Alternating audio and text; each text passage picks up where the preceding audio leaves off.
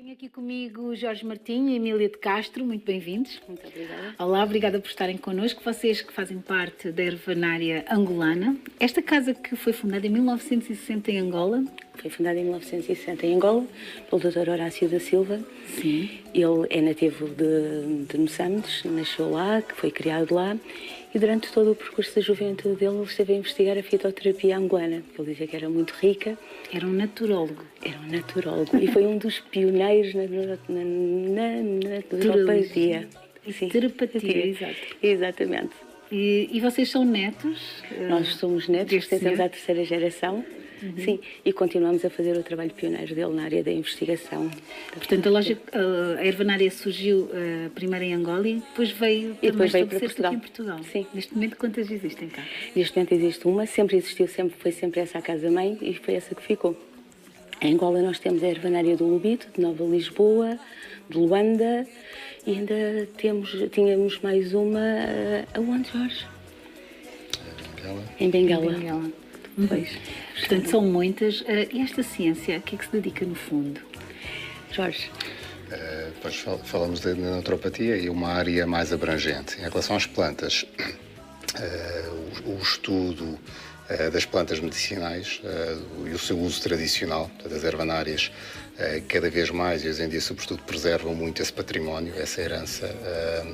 E a principal missão, no fundo, é de preservar esse saber popular e divulgá-lo e, sobretudo, esclarecer melhor depois, incentivar os estudos científicos para comprovar as propriedades. Portanto, são esses os principais objetivos. A fitoterapia, é claro que se dedica a esse estudo, aí podemos dizer que é uma ciência, de facto, que se dedica ao estudo das propriedades e da sua ação terapêutica.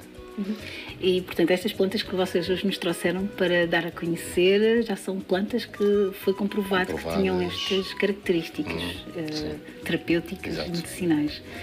Algumas conheço, outras não, mas a maior parte delas são de Angola, de outros países africanos. Nós tentamos fazer uma seleção, é um bocado difícil o comércio de Angola com Portugal ainda, mas nesta área, obviamente, na área da fitoterapia, claro. Mas tentámos trazer algumas que são típicas mesmo de Angola, como o burututo, por exemplo. Essa é mesmo, sim. Esta é uma planta angolana, pronto, é uma planta de referência, e também o pau de cavenda, que também é uma planta que toda a gente também está aqui representado. Não é só afrodisíaco, é um tónico mental, físico, é muito bom. Sim, ótimo para a astemia, por exemplo, para desportistas. E depois tentamos trazer um bocadinho das outras plantas que podem não ser nativas, porque também existem na Europa, mas que também são de Angola. Então estão aqui também um bocadinho representadas. Sim. Tem propriedades terapêuticas também muito importantes. São menos conhecidas, mas são também ótimos anti-inflamatórios, que eram muito e são ainda muito utilizadas em muitas patologias, onde por vezes não há acesso à medicação, ou mesmo quando há, pode ajudar a não haver uma sobrecarga em termos de medicação. Exato, e era isso que eu queria saber. Quando é que é a melhor altura para se tomar chás, não é? Muitas destas plantas são mesmo para chás. Quando é que é propício tomar estas raízes, estas plantas? Sim, aqui temos sobretudo cascas, algumas raízes, folhas, daqui um pouco de tudo. Uma mistura. É preciso conhecer, é claro, a melhor parte a utilizar e para o efeito que queremos. Depois avaliar sempre, é claro, a condição de cada um e é necessário um acompanhamento para não utilizar de forma indevida, porque podemos ter plantas como a graviola que está aqui, que é muito conhecida e alvo. Esta, sim. Que tem sido alvo de muitos estudos científicos, já com propriedades já comprovadas, só que, apesar de ser muito boa, não significa que não tenha interações medicamentosas ou que possa ser indicada para todos os casos. Portanto, aí tem que ser bem avaliada a situação para poder, então, usar e tirar todo o proveito sem riscos também para a saúde. A grande parte destas estão aqui, não têm grandes contraindicações. Agora, interações existem sempre e tem-se a avaliar cada caso. As pessoas têm ido muito à Ervanária nos dias de hoje? Sim, nós temos aqui clientes de Angola que também representam um grande grosso da nossa clientela, porque elas ainda se recordam muito das ervanárias lá e vêm cá e perguntam-nos. Não nos podemos esquecer que a sociedade angolana é uma sociedade que ainda é muito matriarcal. São as mulheres que são, de facto, as angolanas são pessoas muito orgulhosas, são mulheres que são elas quem tratam de toda a economia modular, e que sustentam muitas vezes a casa, porque com a guerra houve muitas perdas. Então eram elas que eram as responsáveis pelos filhos, pelos maridos. E as chefes de família, pronto, mesmo a matriarca. Então eram elas que através destas plantas conseguem equilibrar a saúde delas, a saúde dos filhos, e isso é muito importante porque são métodos complementares que são bastante económicos. Mesmo antes de irem a um hospital, eles procuravam sempre soluções, não é, nas ervanárias. Ainda hoje, não há assistência médica é muito importante. Cá em Portugal também é claro que há essa sabedoria popular. Temos também uma flora cá muito valiosa, se calhar não tão diversa, mas muito valiosa a mesma, e faz todo o sentido tirar proveito dela. E também há essa sabedoria popular. É mais barato? Exato. Mais barato, bem mais barato. Algumas espécies são difíceis de arranjar e isso é claro que acaba em encarecer, sim, mas é claro, comparativamente é sempre mais acessível. São aqui várias plantas, há pouco falávamos desta Emília, que não é propriamente angolana, não é? Mas o fel da terra, sim. O fel da terra também se dá em Angola, também é uma planta nativa. É uma planta que é muito boa para a desintoxicação e depuração do sangue, por exemplo, para pessoas que sofrem de anemia. Também é muito... Sim, e como o nome indica, é mesmo amargosa. Portanto, é mesmo para baixar os níveis de açúcar. A diabetes tipo 2 é usada também. Bastante. Exato. Falou dessa questão de cicatrizante, também o caju. O cajueiro, o cajueiro também. Sim. Vês aqui. Bastante nutritiva e ainda estão a decorrer bastantes estudos sobre o cajueiro. E imunostimulante para aumentar as defesas do organismo, a graviola também tem essa ação. O próprio bertuto também, não se resume só a propriedades a nível de doenças de fígado e vesícula, também tem-se vindo a estudar muito em relação a outras propriedades, como o estimulante das defesas também. E nós já voltamos à nossa conversa, mas já estou de volta para mais um dedinho de conversa com Jorge e Emília, da Ervanária Angolana. Obrigada por estarem aqui e trazerem estas plantas todas para nos darem aqui um bocadinho de uma explicação de para que elas servem. Eu sei que muitas delas têm este efeito medicinal, não é? Para muitas doenças do dia-a-dia, não é? Falávamos há pouco de cancro, também há quem, doentes com cancro que procuram algumas soluções aqui. Sim, não só naquela ideia de alternativa a tratamentos mais agressivos, mas como tratamentos complementares, de forma até ao potenciar esses tratamentos, minimizando até alguns efeitos mais adversos, mais agressivos, ou então atuar a outros níveis, que também é importante não esquecer. Patologias com essas características há outros focos também de doença e estas podem ajudar, de facto, não sobrecarregando tanto o organismo. Por exemplo, que planta é que poderiam... A lógina? Sim, a lógina, a artemisia, sinto. Esta é mesmo ocidental, não é a variedade africana. Apesar de que, a nível dos efeitos terapêuticos, é muito, muito similar à lógina africana. Então, como é que se utilizaria?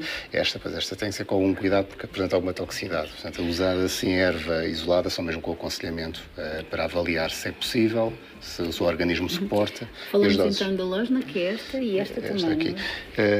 Se puder tirar só para vermos a consistência. Sim, claro que sim. E nós mostramos aqui. Licença, podes pôr aqui. Esta é a lógina. Depois, o próprio bertuto também tem sido alvo de alguns estudos agora, a nível do sistema imunitário, portanto, para as defesas do organismo também. Mas então, no caso, seria através de um chá? Esta, sim, a infusão, pode ser feita em infusão. Estudos têm incidido nos seus componentes, não necessariamente nas infusões, mas é claro que podemos tirar proveito fazendo a infusão.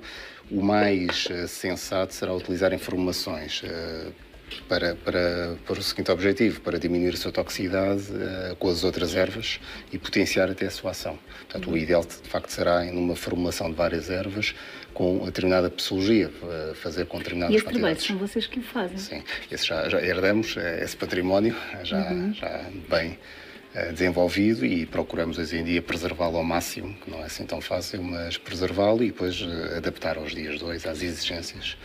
Sim, o meu avô era casado com a minha avó e a minha avó era uma africana mesmo, descendente de uma linha muito matriarcal e ela também trouxe muitas fórmulas tipicamente angolanas e então foram incorporadas depois aqui na deusa Flora, que é a deusa que representa a natureza e acabou por ser este o logotipo dos chás. Este logotipo, já que é já mais antigo do que nós, pronto, desde o início da formação da ervanária, ficou sempre como um tributo à deusa que dá a vida, à deusa que dá a cura. e que também nos E por inspira. detrás da embalagem vem sempre a forma, não é? Explicada, Vem sempre, sim. crescente, dos colheres de chá. E são chás de vida longa, exatamente. Por essa razão. Por essa razão. Há pouco falaram do pó de cabinda, este bem conhecido por essas razões afrodisíacas, mas faz muito mais, não Como é? um tónico, em algumas formas de depressão, portanto é um tónico físico, mental. Então, se vir, é mesmo um pau. É casca. Esta é salsa-parrilha. também é ótima, luminoso, também é mas muito boa. Este é o famoso. a salsa-parrilha também é um tónico, sim, a nível das anemias, é muito bom para purificar o sangue também. Sim. O pau de cabinda, realmente é a parte da Parece casca. canela.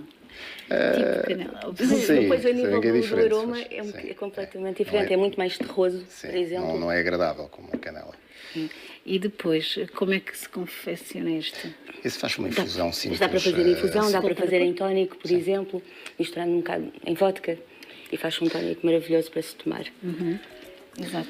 Muitos deles, ali trouxeram-nos plantas, uma aloe vera. É fresca, pois não usamos as plantas frescas, tirando as ervas aromáticas, algumas ervas, mas normalmente usamos assim secas. Como é que é a conservação? Qual é o melhor espaço para se guardar? As temperaturas? Depende um pouco também da espécie, mas para a maioria delas um espaço mais seco, sem ser muita luz também. Portanto, isso Desde que não bem tenha arejado. umidade. Sim, bem arejado. E a validade durante quanto tempo? Isso também varia muito, mas depende da parte de ser flor, ser raiz. Mas a durabilidade mínima é 5 anos, é o tempo sensato para não começar, não só a não haver contaminação, se bem que elas estão secas, mas para não se degradarem e para conservarem as propriedades. Será mais por E pede sempre que sejam conservadas dentro da medida possível em vidro. Vidros de preferência. Pronto, nunca sim, em plástico. sim, de preferência. Exato. Frescas, por exemplo, a aloe disse que não usamos, mas a aloe é usada fresca, claro, como cicatrizante. A polpa da aloe é muito valiosa. Às vezes dizem que só cortar ali um bocadinho da Sim, e ponta. aplicando diretamente sobre uma ferida à Em dentro. algumas feridas, claro. Já É agora um aqui a cicatrizante. espada de São Jorge. Esta aqui, a espada de São Jorge. A nível medicinal não é Não muito tem. usada, mas... Não, é mais a nível ornamental. E é muito bonita. Eu vou agradecer a vossa presença no nosso programa. Ficaram aqui muitas por falar, mas creio que tenham Sim, como por despertado a exemplo a curiosidade. graviola, que é o sabe-sabe, que também é muito boa. Esta? Para, E sim. o hibisco também. Ai, é verdade, e o hibisco. Nós não Que falamos serve no para- hibisco. Faz um bom refresco, não é que Olha, o seja por hibisco isso. agora no verão, todas as senhoras vão querer Mas, tomar, mas porque é é um bom diurético, drenante, é um bom drenante. diurético e faz-nos Olha, perder fica peso. então, era importante falar desta. Muito obrigada então, Jorge e Emília. Teremos sempre o prazer que nos venham explicar então sobre estas plantas e os seus valores medicinais. Obrigada. Obrigada.